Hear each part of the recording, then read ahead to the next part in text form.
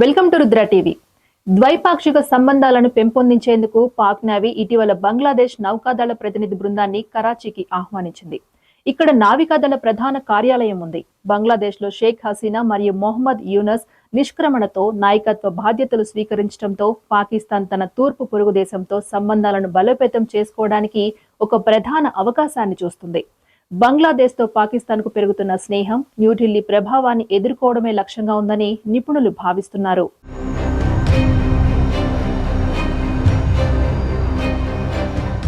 ముఖ్యంగా వ్యూహాత్మకంగా బంగాళాఖాతంలో ఇస్లామాబాద్ తన ఉనికిని పెంచుకోవడానికి ప్రయత్నిస్తుంది.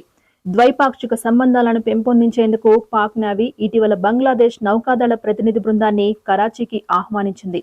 లెఫ్టినెంట్ జనరల్ ఎస్ఎం బంగ్లాదేశ్లోని సాయుధ దళాల విభాగానికి చెందిన principal staff officer Kamrul Hasan senior Pak నావికాదళ అధికారులతో సమావేశమయ్యారు మరియు ప్రాంతీయ భద్రత మరియు ద్వైపాక్షిక రక్షణ సహాయంపై చర్చించారు. Pakistan fleet commander rear admiral Abdul Munif, coast commander rear admiral Faisal Amin మరియు Karachi ship yard and engineering works managing director rear admiral Salman ఇలియాస్తో జనరల్ హాసన్ సమావేశాలు నిర్వహించారు. డైరెక్టరేట్ ఆఫ్ పబ్లిక్ రిలేషన్స్ అధికార ప్రకటన ప్రకారం చర్చలు వృత్తిపరమైన సంబంధాలను బలోపేతం చేయడం మరియు పరస్పర ప్రయోజనాలను పరిష్కరించడంపై దృష్టి సారించాయి. తన పర్యటనలో జనరల్ హాసన్ పాకిస్తాన్ నౌకాదళ నౌకలు మరియు యూనిట్లను కూడా సమీక్షించారు.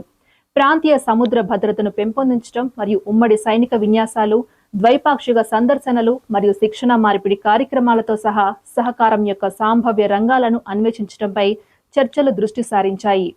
ఇరు దేశాల మధ్య రక్షణ సంబంధాలను మరింతగా బలోపేతం చేసేందుకు ఈ పర్యటన ఒక ముఖ్యమైన అడుగుగా పరిగణించబడుతోంది.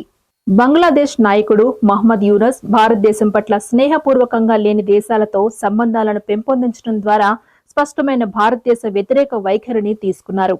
బాధ్యతలు స్వీకరించినప్పటి నుండి యూనస్ పాక్ ప్రధాని షెహబాజ్ షరీఫ్ తో 2 పర్యాయాలు సమావేశాలు నిర్వహించారు మరియు పాకిస్తాన్ కు వెళ్లాలన్న ఆహ్వానాన్ని అంగీకరించారు. అదే సమయంలో భారతదేశం మరియు బంగ్లాదేశ్ మధ్య సరిహద్దులో ఉద్రిక్తతలు పెరుగుతున్నాయి.